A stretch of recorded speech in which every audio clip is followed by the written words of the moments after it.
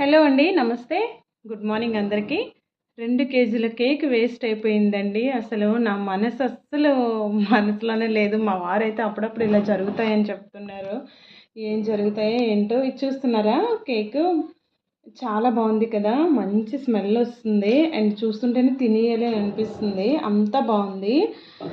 గుండి tea time cake చేశానమాట, chocolate tea time cake. ఈరోజు cake order కూడా ఉంది. ఈరోజు మేము ఊరు వెళ్ళేది కూడా ఉంది, ఊరికి బయలుదేరుతున్నాము అండ్ కేక్ ఆర్డర్ ఉంది.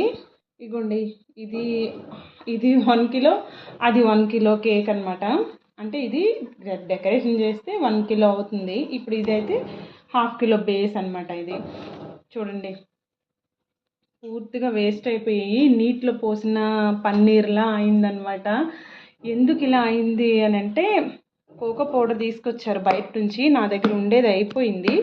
ఆ కోకో పౌడర్ మిస్టేక్ వలన ఇలా అయిందనమాట. ఇంకెప్పుడు ఇక్కడ తీసుకోకూడదు అస్సలు వస్తువుల్ని. ఇది చూడండి, ఇవి కూడా నేను నిన్ననే చేశాను. ఈరోజు ఆర్డర్ ఉందని చెప్పేసి, ఈరోజు ఊరు వెళ్ళేది ఉందని చెప్పేసి నిన్ననే నేను ఇవన్నీ కూడా చేసుకున్నాను. ట్రైన్లోకి బిస్కెట్స్ తినడానికి అవుతాయి, కుకీస్. నెక్స్ట్ ఆ కేక్ ఏమో తినడానికి అవుతుంది. ఎప్పుడు కూడా ఇలాగే చేసుకొని పెట్టుకుంటాం. కేక్ ఆర్డర్ ఉంది కదా అని ఆ కేక్ కూడా చేస్తాను. అన్నీ ఒకసారి చేసేసాను. బిస్కెట్స్ మాత్రమే బాగున్నాయి, కుకీస్ మాత్రమే బాగున్నాయి. అవైతే బాగాలేదు. అందులో కోకో పౌడర్ వేసాను కదా, మంచి పని అయింది. ఈ కుకీస్లో కూడా కోకో పౌడర్ వేసి చాక్లెట్ అని చేస్తుంటే కనుక మొత్తం సర్వనాశనం అయిపోయిన్ను. ఇవి కూడా పోయిన్ను. ఇంకా నా వల్ల కాకపోయిందండి నిజంగా. ఏదైనా మన మంచి కోసం అనుకోవాలి. ఎందుకంటే ఒక ఎక్స్పీరియన్స్ వస్తుందన్నమాట.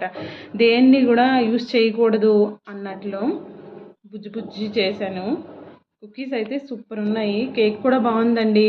కానీ ఏమైందని అంటారా, ఈ కేక్లో కొంచెం ఇసుకున్నట్టుందండి. కేక్లో కాదు, కోకో పౌడర్లో.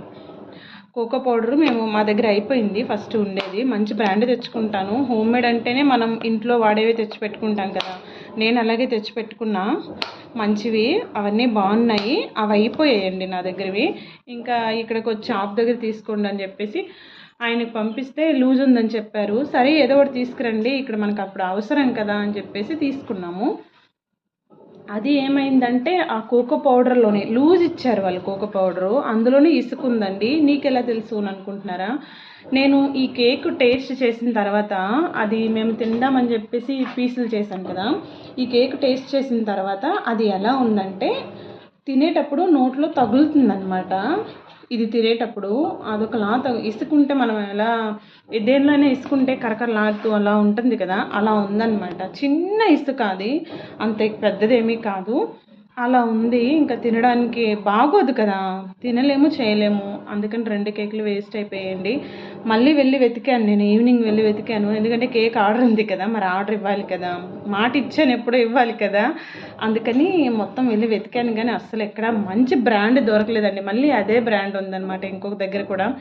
మాకు వద్దని చెప్పేసి వచ్చేసాను. వాళ్ళకి ఇంకా చెప్పాను అనమాట, ఇలా పరిస్థితి అయింది, ఇక్కడ ఏం దొరకలేదు, వెనిలా కేక్ చేస్తానని చెప్పాను. సరే అని చెప్పారు. ఇదిగోండి, ఇక్కడైతే కేక్ అనేది బేక్ అవుతుంది. వెనిలా పెట్టేశాను, చూసారా?